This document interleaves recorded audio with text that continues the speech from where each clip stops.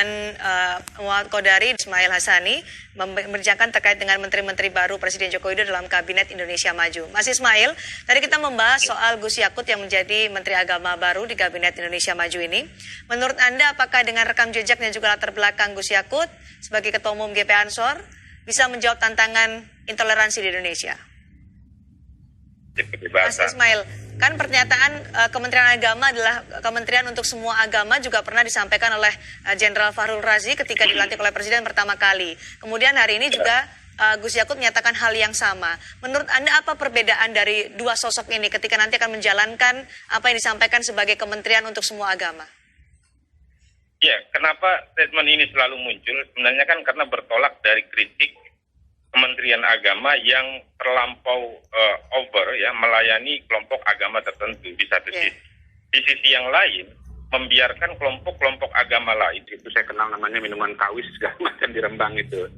Saya kira pandangan-pandangan yang sebetulnya ada di pikiran Gus Yakut itu nggak jauh berbeda dengan apa yang kita dengar dari itu. Pesannya menjadi konfrontatif atau koersif ya, seperti yang disampaikan oleh Bang Ismail tadi begitu. Tapi kalau wajahnya adalah wajah NU, maka itu adalah wajah yang sejuk, wajah yang toleran, wajah yang merangkul, dan itu yang kita harapkan untuk keluar dari Gus Yakut ya.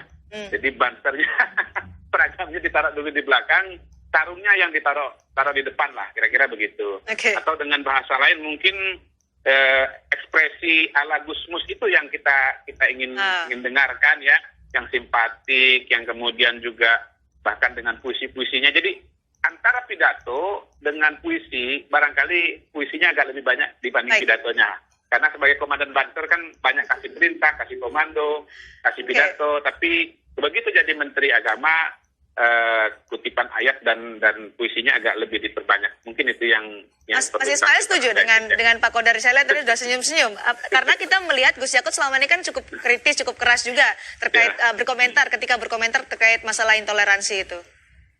Ya, sebenarnya saya satu hal yang ingin saya sampaikan yang ini jarang sekali disikapi oleh menteri-menteri sebelumnya adalah 421 produk hukum daerah yang diskriminatif dan 72 produk hukum. Tegas soal intoleransi, tapi ketika Gus Yakut dipilih menjadi Menteri Agama, tolong ditahan sebentar, ditahan sedikit ketika nanti akan memimpin Kementerian Agama juga mengatasi soal toleransi. Jadi pasnya seperti apa sebenarnya, Mas Ismail? Ya, kalau saya berpikir begini, Pak. Jadi narasi intoleransi, radikalisme memang sudah ditangkap oleh Presiden Jokowi sejak pembentukan kabinet.